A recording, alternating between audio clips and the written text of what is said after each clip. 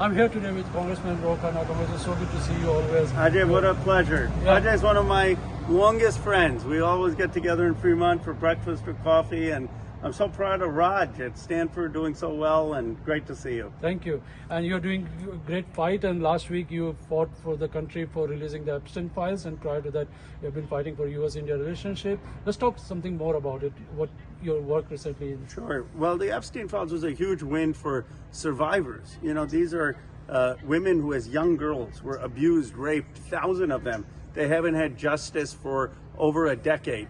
And I worked across the aisle with Thomas Massie, with Marjorie Taylor Greene, and my bill passed 427 to 1. That's amazing. I mean, unanimously in the Senate. Donald Trump signed a Ro Khanna bill, and the files are going to be released. It was a big vindication for these survivors. And it shows you can work still across the aisle to get things done if your cause is righteous. and you got the president to sign who has been opposing to release it. I mean, it's a major win for the people. I mean, I appreciate he opposed it every step of the way. Right. And we got him to cave. We got him to stand with the survivors. On the tariffs, what I've pointed out is, think about this, Ajay. The president just cut a deal to lower the tariffs for China. Yep. And China now has lower tariffs than our allies, than India, than Japan, than South Korea. How does that make any sense? How are we giving China lower tariffs than we are giving our allies? So I've been working with Richard McCormick as the chair of the India caucus to lower the tariffs, to make sure that we have a strategic partnership, that we protect American manufacturing, but we don't do that at the expense of higher prices here and severing the relationship with India.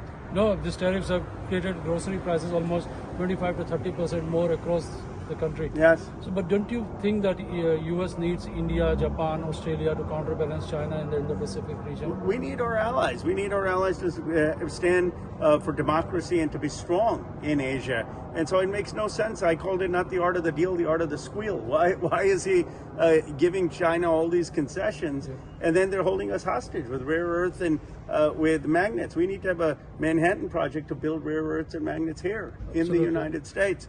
And I co-sponsored with Don Bacon, a Republican. Don't have a tariff on coffee. You know, don't have a tariff on food. $7 coffee. I mean, You know, come on. So we should be repealing all the food tariffs. That's what will bring down food prices. And we need to be going after the meat packers. You know, you get beef, you get meat. There are only 4 packers that control the entire meat processing industry.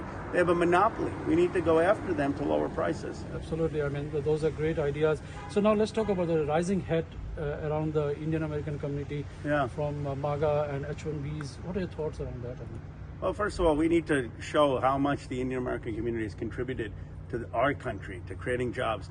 But look, there's no doubt that the H1-B program has been abused. of course. And there needs to be zero tolerance for people who abuse it. They need to be penalized. Totally. And we need to make sure that we're hiring first your kids, the young kids born here, growing up here. They should have, the jobs, and we're investing here. There's incredible talent here that we're not just importing people at a lower salary to be abusing them. And so I have a bill actually that I introduced years ago to reform the H1-B process. You know, make sure that you have all the jobs actually advertised so Americans know where they are. Totally. Make sure you're paying Would that market be, wages. you'll be considering putting a portal website where all the jobs are advertised? Well, that's your idea. I'm going to take that idea. You know, our bill said that you should make sure that they're being paid market wages and that you're first considering Americans. But I think having it advertised so Americans know about these jobs is important. But as Indian Americans, we should talk about the abuse that's happening in the H1-B program and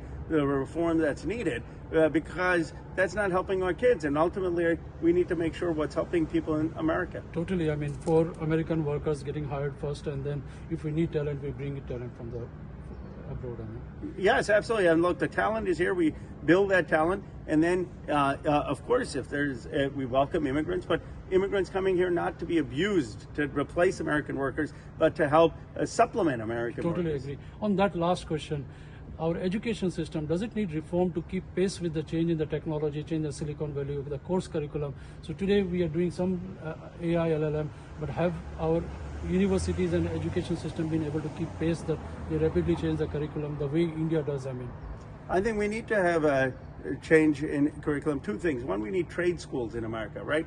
You know, if you want to be an electrician, a cosmetologist, a plumber, there are a lot of opportunities, and those jobs aren't going to get automated. I've proposed 1,000 trade schools across this country. Apprenticeship programs. Apprenticeships. Then we need tech institutes in partnership with the private companies so that people know what is it that I need. The pipeline for next 5 years. Credentialing, yeah, in AI, agentic AI, or applying AI into small business, or doing data management, or doing cybersecurity. How do I get the credentials that are actually going to get employed? And so let's create tech institutes across this country and partner with the tech companies so you have that. And I've been doing that across America. That's brilliant. I mean, that's what our country needs right now. Thank you, Ro, for giving Thank the you, good Ajay, fight. for your leadership and your ideas. I always learn a lot when we go on our walks. Thank you. Thank you.